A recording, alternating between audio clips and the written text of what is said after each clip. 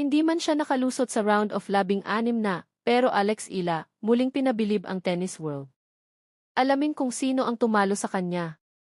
Isang matinding laban, pero hanggang round of 16 na lamang ang naging kampanya ni Alex Ila sa 2026 Canadian Open. Hinarap ng Filipina tennis star ang Swiss Olympic champion at world no 14 na si Belinda Bencic, ngunit natalo si Alex sa 2 sets, 4-6, 0-6. Bagamat hindi nakuha ni Alex ang panalo, hindi maikakaila ang magandang ipinakita niya sa tournament. Matapos ang ilang mahihirap na laban at isang matinding third round match, laban kay Ketim Tnali, nakapasok siya sa round of 16 na.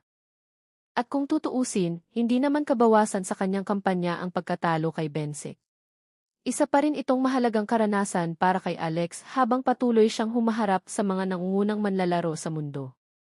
Matatandaan ding napakalaking taon na para kay Ila ang 2026 matapos niyang makuha ang kauna-unahang UTP Tour Level Singles title ng isang Filipina sa Washington Open ilang araw lamang bago ang Canadian Open. Kaya kahit hanggang round of 16 na lang ang kanyang naging biyahe sa Toronto, marami pa ring dahilan para ipagmalaki si Alex Ila. Salamat sa laban, Alex! Hindi man ngayon ang araw ng panalo, patuloy mong ipinapakita na kaya mong makipagsabayan sa pinakamahuhusay sa mundo. Tuloy lang, Alex. Ipinagmamalaki ka ng Pilipinas.